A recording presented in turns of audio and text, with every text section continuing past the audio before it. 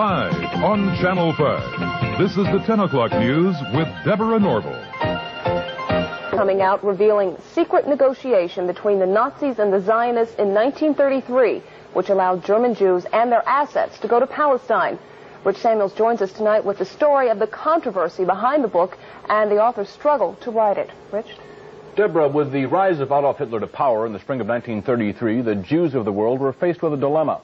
They could raise a cry of protest, a cry few would heed, or they could make a deal with Hitler, a deal that would bring a step closer their dream of an independent Jewish state.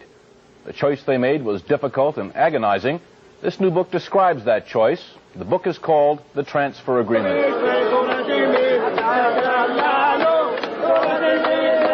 This is Israel a few days ago, the season of Passover.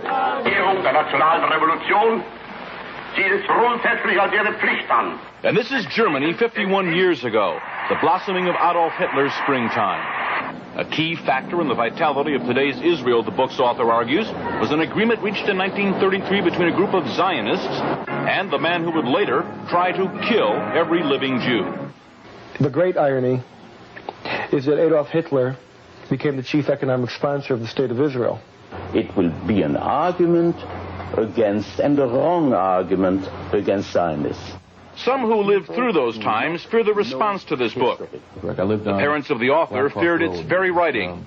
When your son came to you and said he was going to write this book, what were your feelings about his undertaking? I told him he's not my son anymore. Why did you say that? I told him I'm going to sit shitty. As though he were dead? That's right. I told him I don't like it. Because as being a Jew, I didn't want something to uncover on my own people. I was buried in a grave with only 7 people. I was 7 times captured. Edwin Black's parents are Holocaust survivors. For what? My parents never talked much about the Holocaust. Edwin Black, to fill the void left by the silence of his parents, has written this book, a dense, detailed chronicle of the early months of 1933. January 30th, 1933. Hitler becomes Germany's interim chancellor. The Third Reich has begun.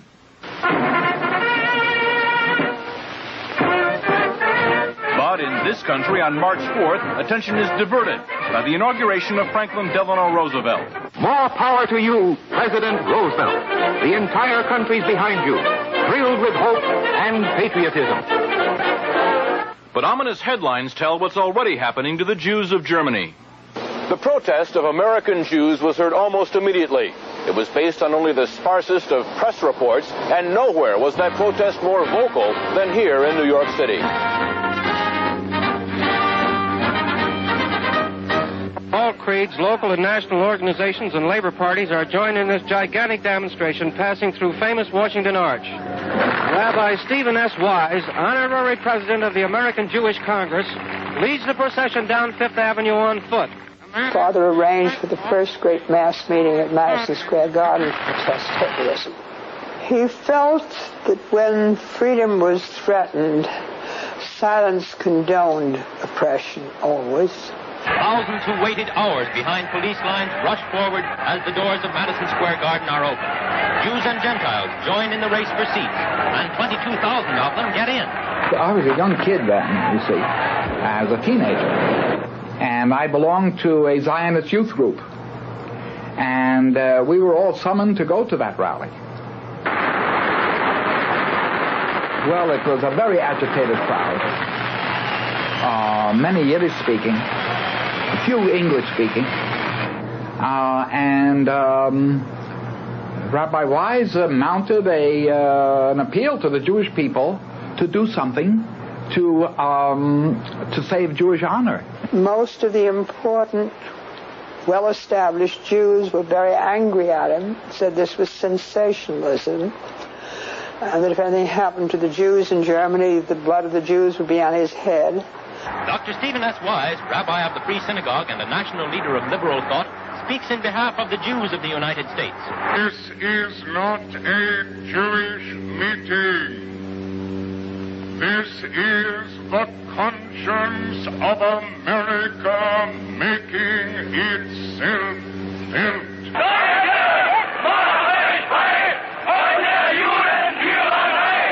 The conscience of Nazi Germany made itself felt 5 days later. Across the Reich, Hitler's troops shut down Jewish-owned businesses for 24 hours. Within days, American Jews marched calling for the boycott of all German exports. Jews throughout Europe echoed that call, so did Jews everywhere. But a group of Zionists at the same time was quietly negotiating an agreement with the Nazis to allow the immigration of German Jews and the transfer of their assets to Palestine. That deal, reported in August 1933, was the transfer agreement. Palestine, sparsely settled by Jews at the time, was radically changed as a result.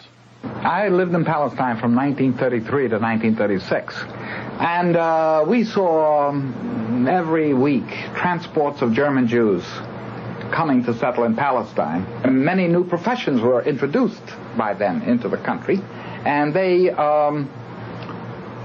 played a leading role in making Palestine then a more advanced and progressive country. Israel is really what it is because of the foundation laid by the Eastern European group, and then the lift toward an educated and well-organized government that came with the immigration of the German Jewish group. German Jewish settlement of Palestine was, for a time, official Nazi policy. These photos of Jewish life in Palestine, along with a lengthy text, appeared in 1934 in the Berlin paper Der Angriff. The publisher, Hitler's propaganda minister, Joseph Goebbels. A Nazi Visits Palestine was the title of the multi-part series. A medal was struck by Goebbels in commemoration. On one side, the swastika. On the other, the Star of David. Hitler demanded one concession for the transfer agreement, that the call for a boycott of the Reich, raised by Jews here and elsewhere, be rejected by the Zionists. The Zionists made that concession. And so, while Nazis were marching in Germany, and while Jews were marching here, diplomacy was writing a more important story. In the Mediterranean, where the dream of a nation-state for Jewish people came a step closer to reality. The story in this book some will find hard to accept. I still feel the hurt. But after I read it, I said, I'm all with you. Go ahead and write it. Because everything was exactly what happened, and that's the truth, and you cannot deny it. And the truth must prevail. And I'm not worried by the people who will find the book in bad taste. The smart people, the intelligent people, the people who went through will understand. The author is torn between two profound feelings. That he has to be for a Jewish state, and that the silence which his parents have kept, well, he has to retaliate against that silence, and he takes it out on others. It was a quest. It took me around the world. Financially, it depleted me. Emotionally, it drained me. And as far as my being a Jewish person and understanding my Jewish identity and my relationship to Israel and the Holocaust, it has fulfilled me. It has given me identity.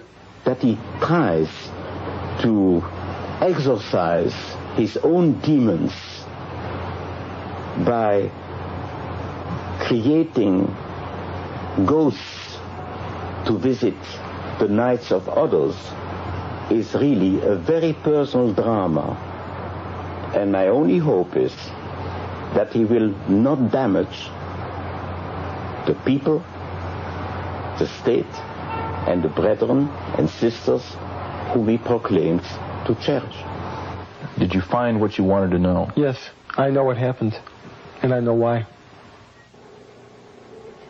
The transfer agreement will be available shortly. Macmillan is the publisher. Deborah? Thanks, Rich. Really interesting.